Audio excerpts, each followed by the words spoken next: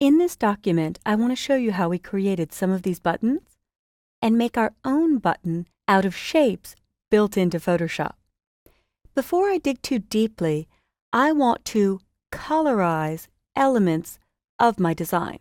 And here's what I mean. I'm going to double-click on Adjustments to collapse it, and this is a placed Illustrator file, a .ai that's a smart object. If I right-click on that layer in this file to make editing easier for me, I've been making vectors or smart objects green. If I select Products and Shift-click on Cart and right-click, I've been making all type layers orange. So if you expand the top image, you could see orange for type, and I've been using blue for photographic information.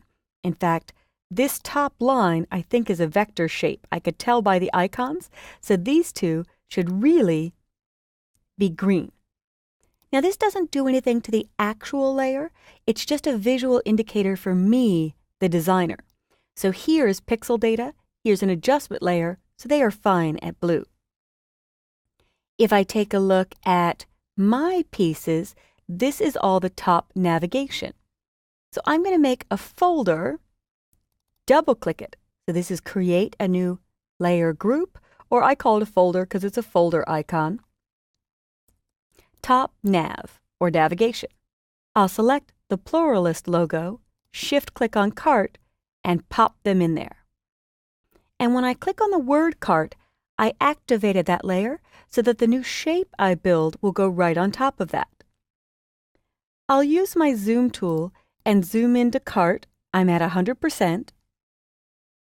And I will switch to a Custom Shape tool. And in the Custom Shape tool, if you look at your options bar across the top of your screen, there isn't a little shopping cart icon built into Photoshop. But I could pull one over from Illustrator, or I could access all of the built-in shapes. So many people don't know there are tons that are included with your Photoshop installation. So if I click this little gear icon, and I could choose just categories, but if I don't remember where it is, web would probably be where it is. I'll just choose all. And I always say append to add to the end. So I'll hit append. And I can make this nice and tall and wide. Look at this large variety of shapes that I have to make buttons out of. And here is a cart. I think that's the only included cart.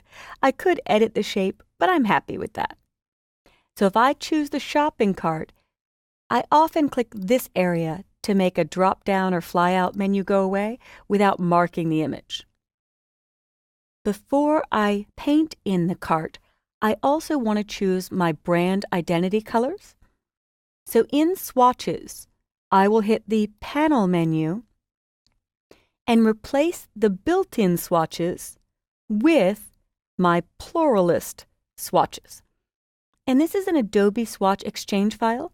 I can use this in InDesign, I can use it in Photoshop, I can use it in Illustrator. So it's a global swatch file that I pull in whenever I'm doing projects for the pluralist in any of those applications.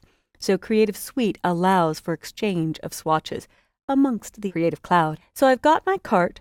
If I don't hold down Shift, it really distorts.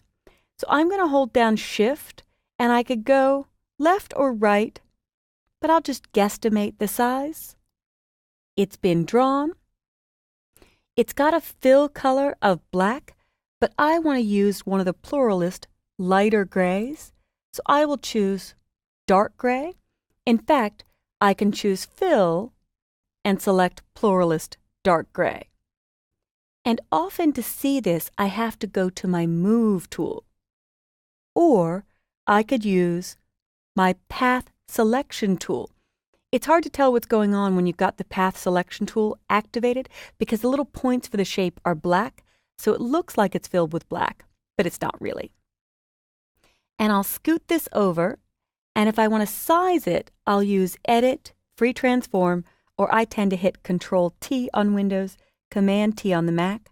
I'm holding down Shift to keep it proportional and pressing Return or Enter to finish the scale. But I find it easier to see what's going on on the Move tool, and I can click away to see the cart and just nudge with my up, down, left, or right arrow until I'm happy with the position and size. So to be a good Photoshop user, I'm going to name this cart icon, and I will color it with a right click and choose green. And now it's all part of my top navigation, so if I collapsed top navigation and moved any object, they all move as a unit when they are in a group. So very handy. But if I wanted to continue moving the cart, I would expand the group, select the cart icon, and now nudge. Or Command T or Control T to scale down, Return or Enter to do the scale, and I love just my arrow keys to nudge. So we've created a web button. With the shape tools, you have a wide variety of buttons and objects available and built in for free to Photoshop, and I often choose all before I begin any project. You could also draw your own shapes with the pen tool in Photoshop, or create them in Illustrator and bring them in. So this has been creating web buttons, creating folder groups, which are technically just called new groups, but I call them folders for organizing, and colorizing your layers. I shouldn't leave you without this last tip. This is something new to Photoshop CC. In Photoshop CS6, they added the ability to sort by kind, or search by name, or search by an effect that's applied. And if you search by something and you want to clear it out, in Photoshop CC, I could just clear out what it's doing, select a layer again, and individual layers can be filtered by categories. So if I turn Search by Effect back on and go back to Kind, for Kind, I could choose All Pixel Layers. And I'll see any that I might have missed colorizing blue. All Effect Layers, All Type Layers. And it's showing multiple ones, so you turn them off or on to filter down. And I missed one type layer called Advert, colorizing it, so I'll go ahead and colorize that orange now. Again, the colors are for my own use, but they are immensely helpful. If you pass your files on to other people, please do kind things and name your layers and use the colors to indicate what they are, because sometimes if you have more than 20 layers, finding by name or even the icon is difficult. The color is a quick visual indicator. So I'll turn that off, but you could also turn off the filter by turning this little notch on or off.